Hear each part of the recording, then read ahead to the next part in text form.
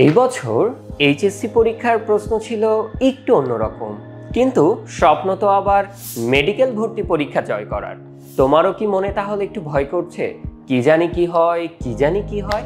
তাহলে শোনো মেডিকেল ভর্তি ইচ্ছুক শিক্ষার্থীরা, আগে মেডিকেল ভর্তি পরীক্ষার সবচাইতে গুরুত্বপূর্ণ বিষয় ছিল এসএসসি এবং এইচএসসি পরীক্ষার রেজাল্ট।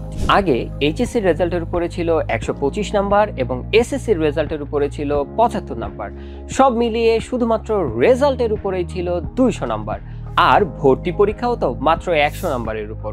তাই যাদের রেজাল্ট ভালো থাকতো তারা একদম প্রথম থেকে এগিয়ে থাকতো, আর যাদের রেজাল্ট একটু খারাপ হয়ে যেত তারা দেখা যেত একদম প্রথম থেকেই পিছিয়ে থাকতো।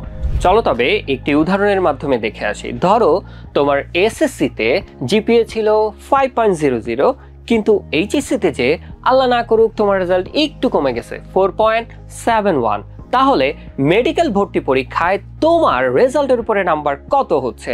এসএসসিতে 75 এবং এইচএসসিতে 117.75। ইন টোটাল তোমার রেজাল্টের উপরে নাম্বার হচ্ছে 192.75 আউট অফ 200। এটা ছিল পূর্বের সার্কুলার অনুযায়ী, বাট আমাদের বর্তমান সার্কুলার অনুযায়ী আমাদের রেজাল্ট হচ্ছে এসএসসিতে 50 এবং এইচএসসিতে 47.1। ইন টোটাল আমাদের নাম্বার হচ্ছে 97.1 আউট অফ 100। পূর্বের সার্কুলার অনুযায়ী যেখানে আমাদের 7.25 নাম্বার কাটা যাইতো, নতুন সার্কুলার অনুযায়ী একই রেজাল্টে আমাদের কাটা যাচ্ছে মাত্র 2.9 নাম্বার। সত্যিকার অর্থে এই 2.9 নাম্বার মেডিকেল ভর্তি পরীক্ষায় আহামরি অনেক বেশি পার্থক্য কিন্তু করে দেয় না।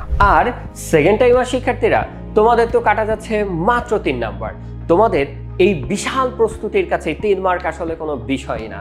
যুদ্ধের আগেই হার মেনে নেওয়া কোনো যোদ্ধার বৈশিষ্ট্য হতেই পারে না।